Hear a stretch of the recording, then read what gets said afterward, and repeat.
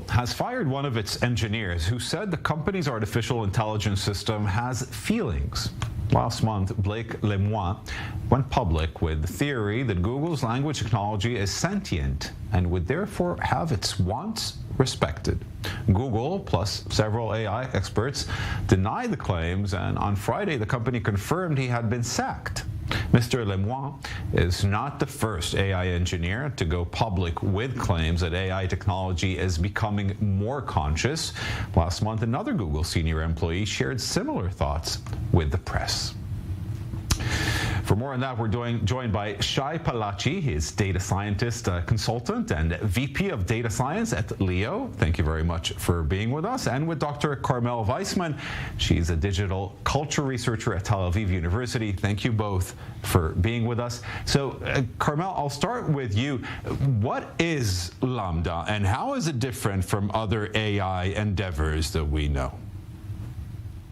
Well, I don't think it's the point if it's different or not. I think what it shares with other AIs is that it doesn't have a direct sensing of the world. It's trained on texts, and whatever sophistication it has, it's not, you can't call this consciousness or awareness, especially if we don't have a working theory of what awareness is. I mean, the philosopher David Chalmers calls this the hard problem of consciousness, that it's subjective and private, and I got to take your word for it that you have it. And emphasis on the word, because if a text algorithm tells you that it has it, you take its word for it too. That's the problem. So we don't have a good working theory, and I think it's hardly the last time we're going to hear such claims. Well, if it knows how to insist, that's already something to survive in this world. But I do want to emphasize that Lemoine, in his words, said that he found that Lambda showed self-awareness and could hold conversations about religion, emotions, and fears. So I do want to take you to those last two elements: religion, emotion, and fears. These are deep issues that require a sense of, I would say, a sense of self and a sense of understanding and a deep understanding of humanity. Could an AI bot do that just from reading other texts and analyzing and learning from them? Yeah, it's not just a few texts. It's all the texts, everything. I mean, those algorithms are trained on a tremendous amount of text, something that hasn't happened before. And think about it. Every time you see a chatbot, what kind of conversations do you have with it? Are you sentient? How do you feel anything? Do you like me? Do you want to marry me, Siri? So yeah, of course they can do those conversations. This is what we ask them to talk with us about. So I think, the Turing test, Alan Turing's test of if something has intelligence, I think it's no longer relevant, because today, we have this saying, if something quacks like a duck and walks like a duck and looks like a duck, it's probably a duck. I think it's already irrelevant.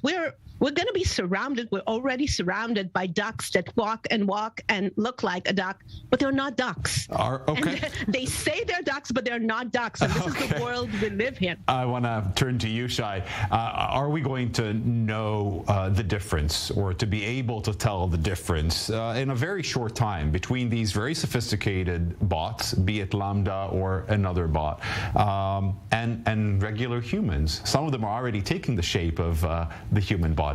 Yeah, I do believe that even current language processing technology like Lambda is already very confusing, and I think in many instances, if you would chat with it, you wouldn't be able to recognize it. So I think it is hard and it is confusing. It is not the threshold, I think, of sentience. So I must agree with Carmel here.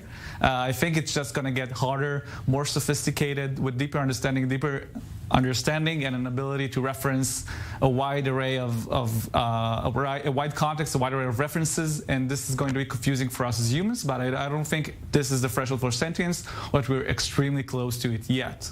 Regulatory, is there a disclaimer necessary, you think, in some areas where it's not present yet, saying this is a bot, where sometimes we might get confused? I know in many services, of course, there is a disclaimer that says that. But do you think that sometimes we, as ordinary people, not you or Carmel, can actually be interacting with a bot and not know about it because the industry is advancing so quickly? Yeah, I believe it is the case today in some instances, and I think regulation is required, and it's something just starting to happen because this is very new. I think the new generation of language models, the recent 5-7 years, have changed the game, and regularization must keep up the pace with what's changing. So there's nothing currently saying you must reveal yourself being a bot when talking with someone. I want to take a look with both of you at part of the conversation that Lemoine published together with Lambda, because it is mesmerizing, to me at least.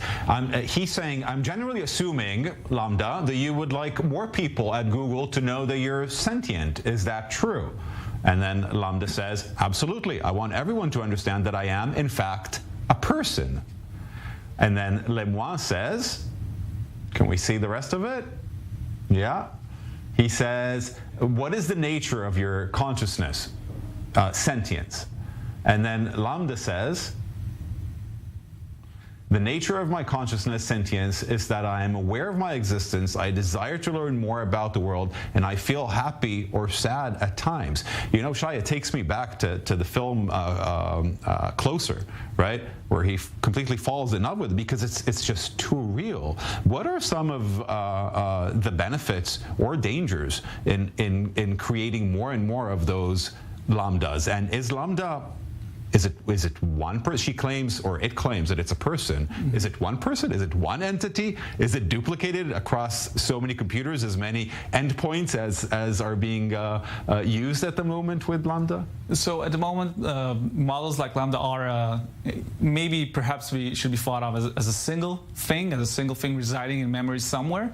It is very easy to start copying them, copy-pasting them around, and having more instances of them.